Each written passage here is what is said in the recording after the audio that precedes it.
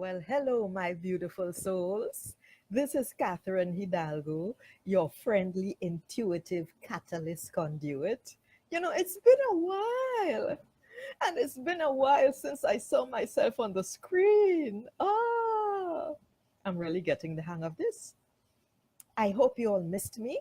I certainly missed you. Listen, I want to share something today.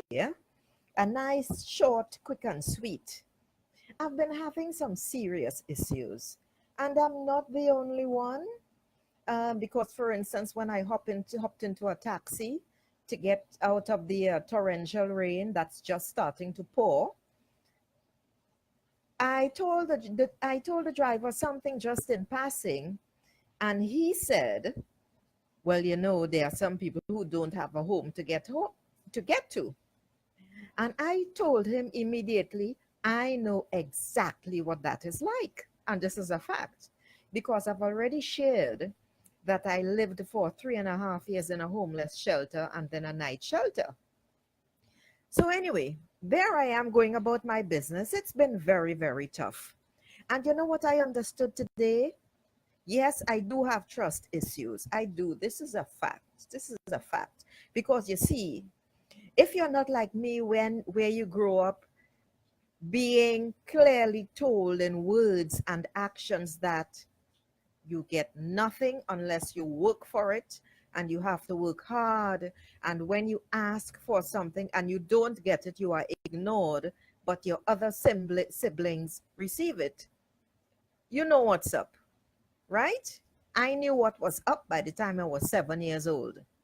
So racing forward now to this venerable age that I am, so wise, but yet not wise at all, in many respects, I realized that my difficulties stem from my trust or my lack of trust issues. And this is what I want to share with you. Listen, when you are doing the work on yourself, when you are making the changes in your life that are really tough, I mean really painful, you lose friends. Okay, I didn't have any to lose because I dropped those along the way. There was just one hangers on, and I ditched her, blocked her from my Facebook page, my blacklisted her on my phone, etc., because she turned out to be someone who preferred that I stay where I was because she met me in the homeless shelter, you understand. And we don't vibe at all because her beliefs are not mine. And yet, she grew up in a family similar to mine. And I'm saying this just in case she watches this video when I post it on my other page. And their beliefs were similar, well, exactly the same as hers. You work hard for what you want, you bust your ass, and then you eke by. You eke out an existence. You live paycheck to paycheck. You work hard for small reward. It's very, very difficult to get ahead. You get no support, and you must stay within the boundaries established and still shod set by your family when you were growing up.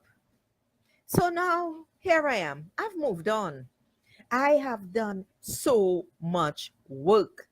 I have really moved on from this, but I keep backsliding. Why? Because I brought the old habits, which were never mine to begin with, just adopted, and I still keep falling back on them. And that is where the trust issue comes in, because I am afraid to trust, despite the fact that I live in the vibration of abundance in all respects, that includes financial abundance. I fall back when there's a pebble in the street. I make it into a mountain. And so, what I want to share with you is this: you really do have to trust and believe that what you desire is on its way to you. In fact, it is already here.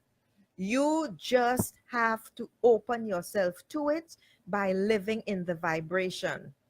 Any way you can do it. Now, in my case, since I have spirit guides and I have a new one, I know and I understand that I have to live in my imagination, envision what I want, create it out of the quantum field. And I am very good now at pulling that matter or non-matter, to be more specific, called the quantum field, into existence and molding it into what I want, what I desire and demand. But here's the hick.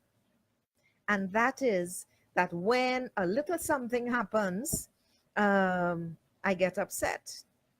And I fall back saying, oh God, I'm doing so much work and and bitching. So that is all I want to share with you today. You really do have to trust and believe that what you desire is coming to you. You have to live in the vibration of what you have created, because then you slow things down, as I am slowing things down. So I just wanted to, yes, Georgina, law of attraction, but in a much, much simpler form, because in fact, what I understand now is what law of attraction that I tried following for years when The Secret came out, it did not speak or talk about belief, in the sense that you have to create what you want and then live in the vibration.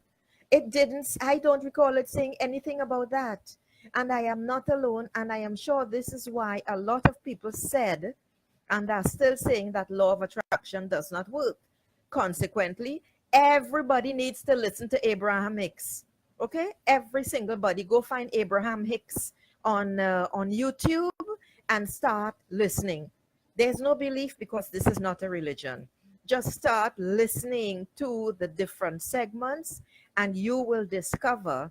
And if you do that for a month and more, something is going to start to change inside your head. This, for me, is what The Secret did not include, which is why we are all messing up. Well, we're all messing up. So I don't call it law of attraction anymore. It really is about energy, because everything is energy, and it is about vibration. All right? Because like this morning, for instance, Georgina, I'm talking to you. This morning, for instance, when I woke, before I opened my eyes, I envisioned what I wanted. I felt it like a physical animal in my body. It was perfect. But then I went out and I did something and it didn't work out exactly. And that really let me down. But for me, that's an old habit because I know it's not true. It's just that I have been there for so many years that it's easy to fall back on. So this is a heads up for you all right? And on that note, my beautiful souls, I'm going to say goodbye so that I don't have to repeat myself again. Ciao!